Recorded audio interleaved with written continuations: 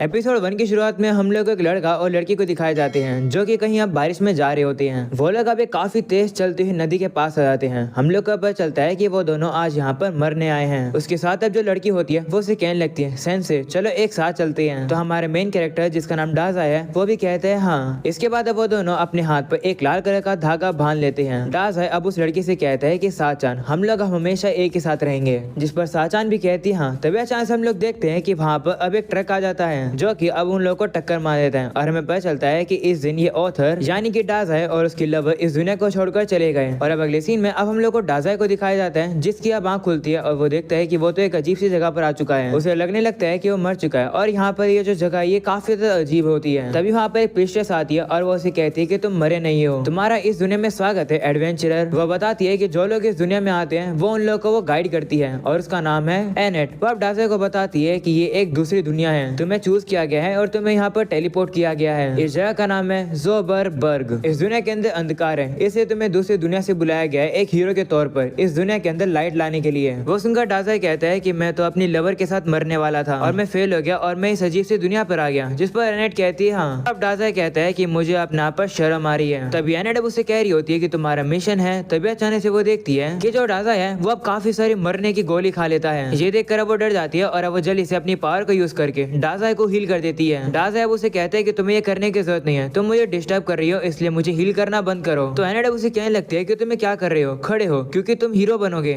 और तुम्हें इस दुनिया को बचाना है, यही तुम्हारा ग्रेट मिशन है। तो डाजा वापिस से उन्हीं गोलियों को खाने लगता है और कहता है कि मुझे किसी भी मिशन के बारे में फर्क नहीं पड़ता है, मुझे तो बस एक ऐसी जगह चाहिए जहाँ पर मैं मर सकूं। तो एनेट कहते हैं कि तुम ऐसा क्यों कर रहे हो, तुम्हें इस दुनिया ने चुना है। जिस पर डाजा कहता है कि लेकिन तुमसे किसने कहा था मुझे चूज करने के लिए। तो एनेट अब उसे बताती है कि क्या तुम्हें कोई ट्रक नहीं दिखा था। तब डाजा को भी याद आता है कि यहाँ पर आने से पहले उसे एक ट्रक दिखा था। वो अब एनेट को इसके बारे में बताता है। तो एनेट अब उसे बताती है कि वो जो ट्रक था वो अदर वर्ल्ड सिलेक्शन ट्रक था, वो तुम्हें यहाँ पर लेकर आया है क्योंकि दूसरी दुनिया में ऐसे भी कुछ लोग होते हैं जो कि अपनी जिंदगी से खुश नहीं होते हैं। तो उन्हें ये जो ट्रक होता है वो टक्कर मारता है और इस दुनिया के अंदर भेज देता है और उन्हें मौका मिलता है यहाँ पर अपनी जिंदगी को खुशी से जीने का। ये है वर्ल्ड ट्रांसफर सर्विस जो कि हम लोग प्रोवाइड करते हैं। और अगर उस ट्रक ने तुम्हें टक्कर मारी है इसका मतलब तुम अपनी पुरानी जिंदगी में खुश नहीं थे और तुम्हें अब इतना बड़ा मौका मिला है, तुमने अपनी प्रीवियस लाइफ को अबैंडन कर दिया है और तुम अब इस दुनिया में आए हो, तुम्हें तो खुश होना चाहिए। ये सुनकर डाज है अब उसके पास आता है और कहता है कि तुम्हारी वजह से ये सब हुआ है, हम डबल सुसाइड करने वाले थे जो कि हमारी जिंदगी का सबसे खुशी वाला मोमेंट होता, पर तुम्हारे उस ट्रक ने दखलंदाजी देकर सब कुछ बिगाड़ दिया। आखिर तुम होते कौन हो ये डिसाइड करने के लिए कि कोई खुश होगा या फिर नहीं। ये सुनकर अब प्रीस्टेस सोचने लगती है कि ये कैसा अजीब सा पर्सन है, इसे तो खुश होना चाहिए कि ये बच गया,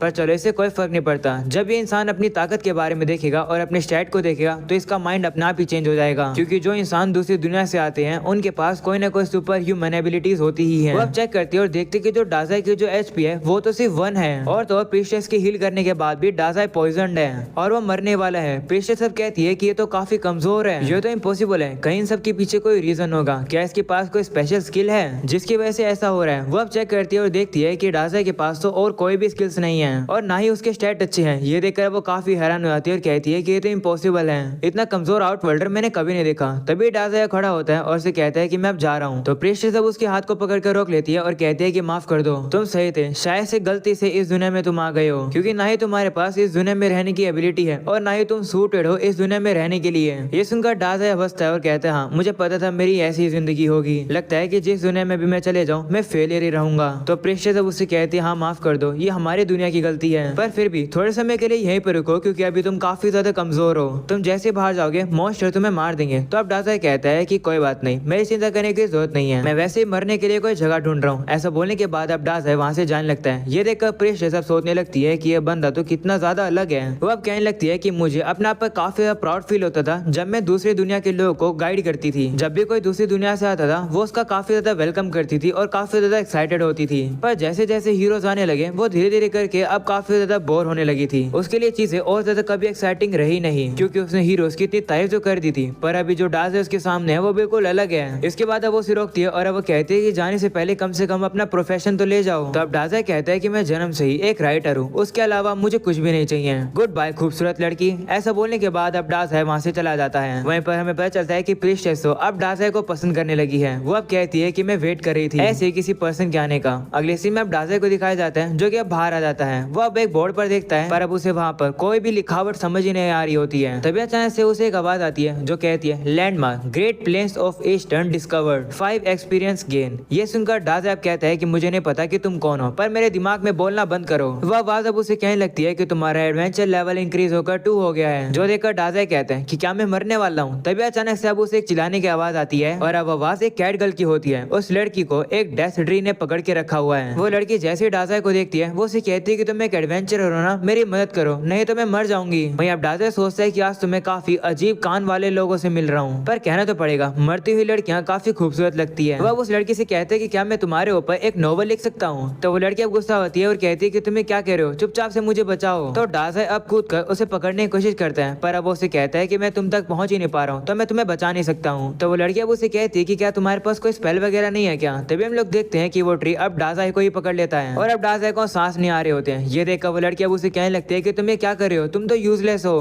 तो डाज़ैब उसे कहता है कि तुमसे मिलकर अच्छा लगा, पर लगता है कि अब हम दोनों काफी जल्द मरने वाले हैं। तो वो लड़की कहती है कि ऐसा तुम्हारी वजह से है। वह बताती है कि इस ट्री के पास सक्शन स्किल है, जिन लोगों को ये पकड़ लेता है ये ट्री उनकी लाइफ फोर्स को खींच लेता है और थोड़ी देर में हम लोग मर जाएंगे। वो सुनकर डाज़ैब कहता है कि ये तो अच्छी बात है, जिस पर वो लड़की गुस्सा हो जाती है और कहती है कि इसमें अच्छी बात क्या है। तो डाज़ैब कहता है कि तुम भी एक्साइटेड हो मरने के लिए, है ना। वह अचानक से कहता है कि मुझे अब काफी ज्यादा वीक फील हो रहा है। हम लोग अब देखते हैं कि वो ट्री अब डाज़ैब की लाइफ फोर्स को खींचने लगता है, जिससे अब डाज़ैब काफी इंजॉय कर रहा होता है। जो देखकर वो लड़की अब उसे कहती है कि तुम इतना इजीली गिव अप क्यों कर रहे हो। तभी हम देखते हैं कि डाज़ैब अब बोलना बंद कर देता है और अब वो एक तरीके से बेहोश हो जाता है। तभी अब अचानक से उस ट्री ने जहाँ से डाज़ैब को पकड़ रखा था वो जगह अब पॉइजन होने लगती है। वहीं पर अब वो लड़की भी सोचने लगती है कि आज तो वो मर गई। तभी अचानक से हम लोग देखते हैं कि वो जो जगह होती है जहाँ पर डाज़ैब को पकड़ा हुआ था उस जगह से पॉइजन और पूरे पेड़ में फैल जाता है और पेड़ अब अचानक से टूट जाता है, जिसकी वजह से वो लोग फ्री हो जाते हैं और अब वो नीचे गिर जाते हैं। वहीं वो लड़की देखती है कि ये पेड़ तो अब गायब होने लगा है। वहीं अब डाज़ैब कहता है कि मैं फिर से फेल हो गया मरने में। वो आवाज अब उससे कहती है कि एडवेंचर के पॉइजन की वजह से पेड़ को 300 डैमेज हुआ और तुमने डेथ ट्री को हरा दिया। ये सुनकर वो लड़की काफी हैरान हो जाती है और कहती है कि उस पेड़ ने इस आदमी के अंदर से लाइफ फोर्स के साथ साथ पॉइजन को भी खींच लिया या फिर इस लड़के ने अपने पॉइजन को खुद निकाला। वहीं वो आवाज डाज़ैब को कह रही होती है कि तुम्हारा लेवल अब 3 हो गया है। इसके बाद वो लड़की अब उसे कहने लगती है कि तुम क्या हो, तुम एक्ट कर रहे थे कि तुम कमजोर हो, पर एक्चुअली में तो तुम काफी ज्यादा ताकतवर हो। तभी अब डाज़ैब आराम से बैठकर सिगरेट जला देता है। वो अब कहते हैं कि ऐसा हमेशा होता है, मैं मरना चाहता था पर फिर भी मैं सर्वाइव कर गया। अब तक मैंने 5 बार मरने का ट्राई किया है पर कभी भी मर नहीं पाता हूँ। तो वो लड़की अब उसे कहती है कि मुझे नहीं पता कि तुम डिप्रेस क्यों हो रहे हो, पर मैं काफी खुश हूँ कि मैं मरी नहीं हूँ। वैसे शुक्रिया मुझे बचाने के लिए। वैसे तुम्हें मेरे घर पर आना चाहिए क्योंकि तुमने मेरी जान बचाई है, तो मैं तुम्हारा शुक्रिया करूंगी। ऐसा बोलकर वो उसे उठने के लिए कहती है और पूछती है कि उसका नाम क्या है, जिस पर वो कहता है कि लोग मुझे सेन से बुलाते हैं। ये सुनकर अब वो उसका हाथ पकड़कर उसे ले जाने लगती है। तभी डाज़ैब को अपने हाथ में वही लाल धागा दिखाई देता है और अब अचानक से अब उसे साचान की याद आ जाती है। डाज़ैब सोचने लगता है कि क्या साचान भी इस दुनिया में आई होगी। ये बात सुनकर वो लड़की अब उसे कहने लगती है कि मेरा नाम साचान नहीं है, मेरा नाम है। वो अपना नाम उसे बताने वाली होती है पर डाज़ैब अब उसे इग्नोर करता हुआ वहाँ से जाने लगता है। वहीं पर वो लड़की भी उससे काफी गुस्सा होती है और कहती है कि कम से कम मेरा नाम तो सुन के जाओ, पर डाज़ैब अभी भी नहीं सुन रहा होता है। तो वो लड़की अब उसका पीछा करने लगती है। तभी अब डाज़ैब कहते हैं कि इस दूसरी दुनिया में मुझे जीने का एक रीजन मिल गया है और वो ये है कि साचान इस दुनिया में जहाँ कहीं भी होगी मैं उसे ढूंढूंगा और फिर हम लोग एक साथ मर जाएंगे।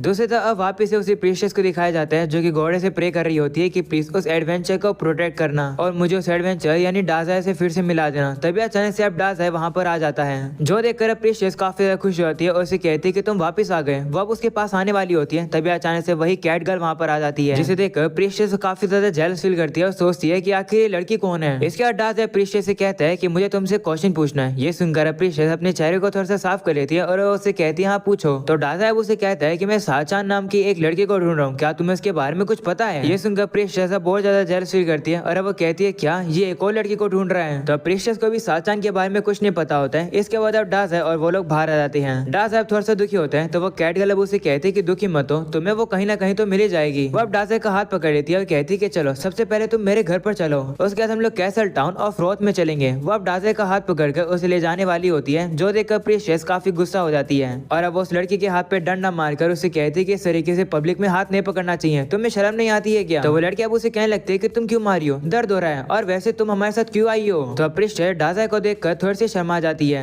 ये देखकर वो लड़की अब समझ जाती है और अब उस प्रीशियस से कहती है कि तुम सेंसे को पसंद करती हो ना। तो प्रीशियस भी थोड़ी सी शर्मा जाती है। वो उसे कहती है कि ऐसा कुछ भी नहीं है, मैं क्लर्जी पर्सन हूँ और दूसरी दुनिया से आए हुए इस कमजोर पर्सन की रिस्पॉन्सिबिलिटी मेरी है, मुझे इसे प्रोटेक्ट करना होगा। ये सुनकर वो लड़की कहती है क्या सेंसे दूसरी दुनिया से आए हैं। अब समझ आया कि ये इतना ताकतवर कैसे था। जिस पर प्रीशियस कहती है कि ये ताकतवर नहीं है, झूठ क्यों बोल रही हो। जिस पर लड़की कहती है कि मैं झूठ नहीं बोल रही हूँ, सेंसे ने एक ही हमले में उस डेथ ट्री को मारा मारा और मेरी जान बचाई। ये सुनकर प्रिंसेसा बहुत ज्यादा दुखी हो जाती है कि डाजाई ने इस लड़की की जान बचाई और अब वो लड़की डाजाई की काफी ज्यादा क्लोज है। प्रिंसेसा उस लड़की से काफी ज्यादा गुस्सा हो जाती है। वहीं पर अब हम लोग डाजाई को देखते हैं जो कि अब एक कॉफिन में आकर लेट जाता है। वो अब कहते हैं कि जब से मैं दुनिया में आया हूँ मुझे चक्कर से आ रहे हैं, पर ये जगह काफी कंफर्टेबल है, मैं इसी के अंदर सो रहा हूँ। जब हम लोग टाउन में पहुंच जाए तो मुझे जगा देना। गुड नाइट एनेट और टामा। ये सुनकर वो लड़की गुस्सा हो जाती है और वो कहती है कि मेरा नाम टामा नहीं है, मेरा नाम है। वो अपना नाम बताने वाली होती है पर डाजाई सुनता नहीं है, वो सीधे जाकर अंदर सो जाता है। ये देखकर एनेट अब हंसने लगती है और इस लड़की को चिढ़ाने लगती है और कहती है कि डाजाई ने मेरा नाम बिल्कुल सही लिया। ये सुनकर वो कैट गर्ल भी काफी गुस्सा हो जाती है। अगले सीन में अब हम लोग उस प्रीस्टेस को ही देखते हैं जो कि अब रस्सी बांध के उस कॉफिन को खींचने लगती है। वो देखकर वो कैट गर्ल उसे कहती है कि तुम तो एक क्लर्जी पर्सन हो ना, तुम ऐसा क्यों कर रही हो।